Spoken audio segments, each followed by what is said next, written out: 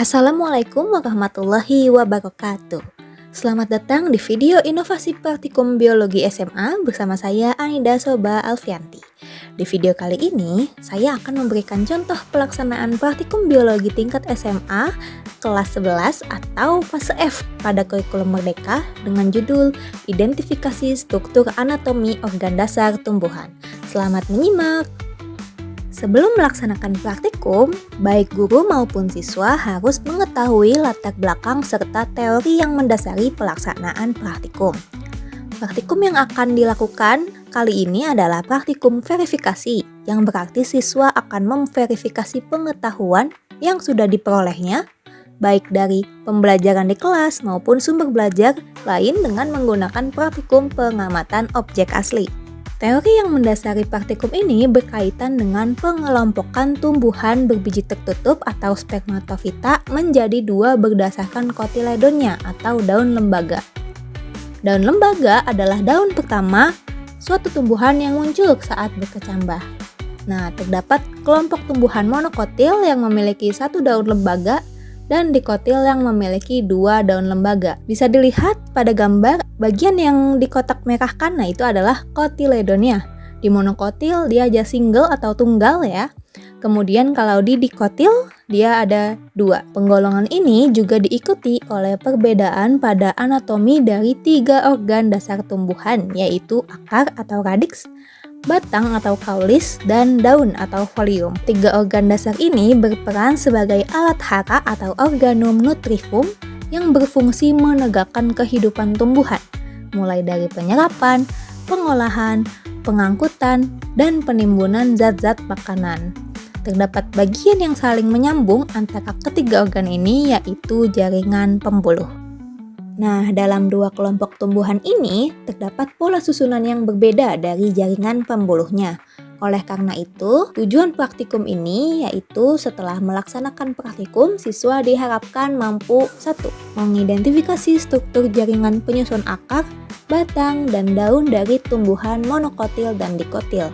Dan yang kedua, membandingkan pola jaringan pada akar, batang, dan daun antara tumbuhan monokotil dan dikotil. Pada video ini, pengamatan dan identifikasi akan dilakukan menggunakan dua jenis preparat, yaitu preparat awetan dan preparat segar. Masing-masing cara ini memiliki kelebihan dan kekurangan. Pada preparat awetan, kelebihannya adalah tentu citra yang akan tampak pada mikroskop lebih jelas karena hasil sayatan tentu bagus dan sudah terwarnai, sehingga nantinya akan lebih mudah diamati oleh siswa. Akan tetapi, perlu penguatan dari bagian mana sayatan ini dihasilkan, apa jenis sayatannya, serta siswa perlu tahu bahwa pada kenyataannya di bagian tumbuhan ini tidak terwarnai seperti pada preparat awetan. Sementara itu, penggunaan preparat segar memiliki kelebihan, terutama memberikan pengalaman membuat preparat kepada siswa. Kemudian, ini juga dapat menjadi alternatif jika sekolah bapak dan ibu tidak memiliki preparat awetan jaringan tumbuhan. Akan tetapi, hal ini perlu latihan berkali-kali karena cukup sulit untuk mendapatkan sayatan yang tipis dan tentunya akan menyulitkan siswa karena tidak akan terlalu jelas. Sehingga perlu penguatan dengan gambar pendukung dari internet atau buku. Preparat awetan yang digunakan di sini adalah preparat akar, batang, dan daun jagung untuk monokotil. Sementara untuk dikotil, kita menggunakan daun ficus serta akar dan batang helianthus. Kemudian siapkan mikroskop cahaya dengan sumber cahaya yang baik. Amati menggunakan mikroskop dengan perbesaran dari yang terkecil hingga terbesar serta dokumentasikan hasilnya. Pada preparat awetan sayatan melintang akar zymais atau jagung dengan perbesaran 40 kali, tampak susunan yang terlihat teratur ya. Lapisan dari yang paling luar ini epidermis, kemudian korteks, dan endodermis. Di sebelah dalam lapisan endodermis ada jaringan pembuluh dengan letak floem yang lebih di luar dibandingkan xilem. Kemudian yang paling dalam ini adalah jaringan empulur. Disandingkan dengan gambar dari buku biologi, dan di sini saya memakai sumber buku Campbell Biologi edisi 12 dan jika dilihat sudah cukup sesuai ya. Selanjutnya bagaimana dengan dikotil? Berikut adalah hasil pengamatan preparat awetan akar dikotil, yaitu dari Helianthus sp atau bunga matahari dengan perbesaran 40 kali. Nah, dari lapisan terluar tentu ada epidermis, kemudian korteks, dan stele. Nah, perbedaan dengan akar monokotil adalah susunan jaringan pembuluh, yaitu xilem dan floemnya tidak berbentuk cincin ya, melainkan terpusat seperti ini. Berlanjut ke bagian batang, di sini ada hasil pengamatan batang monokotil berupa sayatan melintang batang zeamais dengan perbesaran 40 kali. Tampak bahwa yang paling luar tentu lapisan epidermis dan di sebelah dalam adalah jaringan dasar. Nah, jaringan dasar ini tidak terdiferensiasi menjadi korteks dan empulur. Kemudian jaringan pembuluhnya yaitu xilem dan floem tersebar seperti ini di seluruh bagian batang. Bagaimana dengan yang dikotil? Berikut adalah hasil sayatan melintang batang Helianthus sp dengan perbesaran 40 kali.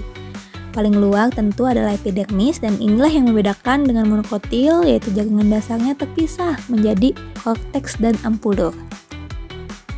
Kemudian jaringan pembuluhnya tersusun melingkar dengan letak floem lebih ke arah luar atau mengarah ke korteks dan xilem-nya mengarah ke empulur atau lebih dalam ya. Ada satu bagian penting dari dikotil yaitu terdapat kambium di antara xilem dan floem untuk pertumbuhan sekunder. Beralih ke daun, untuk monokotil ada sayatan melintang daun zeamais dengan perbesaran 100 kali. Di sini tampak jaringan epidermis berada paling luar, kemudian ke arah dalam ada pembuluh-pembuluh yang tersusun gitu ya, berbaris. Tentunya di dalamnya ada xilem dan floem. Kemudian juga terdapat stomata untuk pertukaran gas pada daun.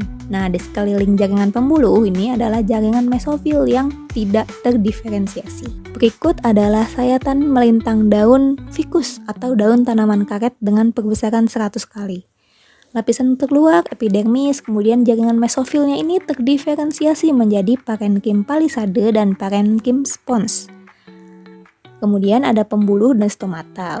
Untuk daun baik dikotil maupun monokotil sama ya, epidermisnya pasti ada di bagian atas dan bagian bawah. Berikut saya juga perlihatkan cara jika Bapak dan Ibu ingin mengajarkan siswa untuk membuat preparat segar yang akan diamati.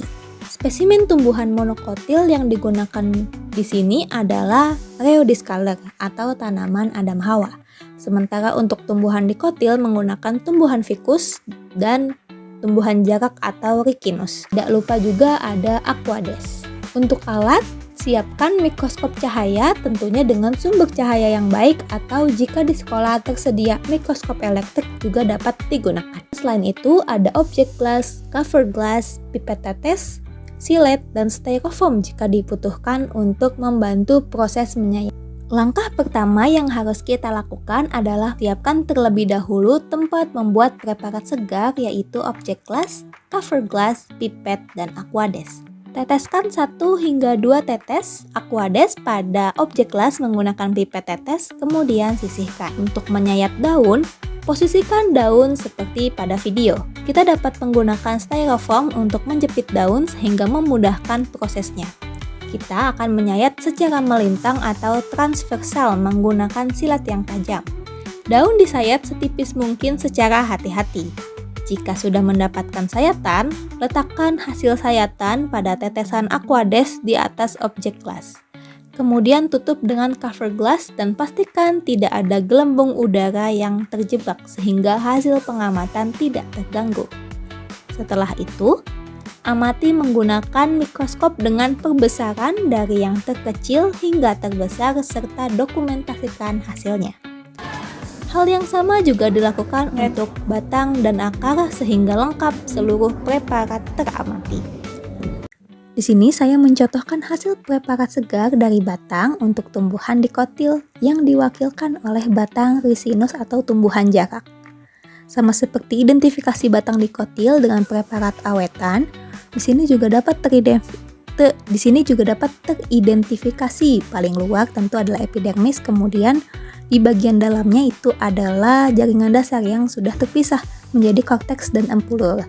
Nah, kemudian ada jaringan pembuluhnya yang terletakkan melingkar dengan arah floem yang ke arah luar atau ke arah korteks, kemudian xilem yang ke arah empulur. Nah, di antara xilem dan floem terdapat bagian kambil. Untuk tumbuhan monokotil di sini ada sayatan melintang batang rheodiscaler. Sama ya, untuk lapisan yang paling luar yaitu epidermis, kemudian di bagian dalamnya adalah jaringan dasar dengan jaringan pembuluh yang tersebar. Kemudian setelah pengamatan, siswa diajak untuk mengisi pertanyaan-pertanyaan untuk memaknai hasil pengamatannya. Di sini saya contohkan untuk membuat tabel yang akan diisi siswa untuk mengidentifikasi hasil pengamatan pada preparat daun, batang, dan akar, monokotil dan dikotil langsung dibandingkan. Di sini saya coba susun bagian-bagian yang ada di daun, yaitu epidermis, merenkim, xilem, floem, dan stomata. Nah, nanti siswa akan mengisi apakah di daun monokotil ada atau tidak, dan letak dan bentuk susunannya seperti apa. Begitupun untuk bagian batang, monokotil dan dikotil, begitupun di daun dengan format yang sama. Nah, penggunaan tabel ini juga dimaksudkan agar siswa lebih mudah mentransformasi data dari data visual hasil pengamatannya ke data yang lebih dapat dibandingkan. Kemudian selanjutnya untuk tujuan mengamati pola jaringan, di sini juga ada pertanyaan untuk membandingkan pola jaringan pada daun, batang, dan akar monokotil serta dikotil. Kemudian di paling akhir siswa harus menuliskan kesimpulan atas pengamatan dan identifikasi yang telah dilakukan untuk menjawab tujuan praktikum. Diharapkan siswa dapat belajar bermakna mulai dari mencoba sendiri membuat preparat, mengamati, kemudian memaknai hasil pengamatannya. Keterampilan lab serta kolaborasi siswa juga akan terfasilitasi. Dengan demikian, pembelajaran menjadi tidak monoton dan menyenangkan bagi siswa. Sekian yang dapat saya sampaikan dari video ini, mudah-mudahan dapat bermanfaat dan menginspirasi Bapak dan Ibu dalam menyelenggarakan pembelajaran praktikum. Silakan like, beri komentar, dan bagikan video ini supaya bermanfaat. Masukan dan saran yang membangun dari Bapak Ibu sangat membantu saya untuk mengembangkan konten selanjutnya yang lebih baik. Terima kasih. Wassalamualaikum warahmatullahi wabarakatuh. Sampai jumpa di konten berikutnya.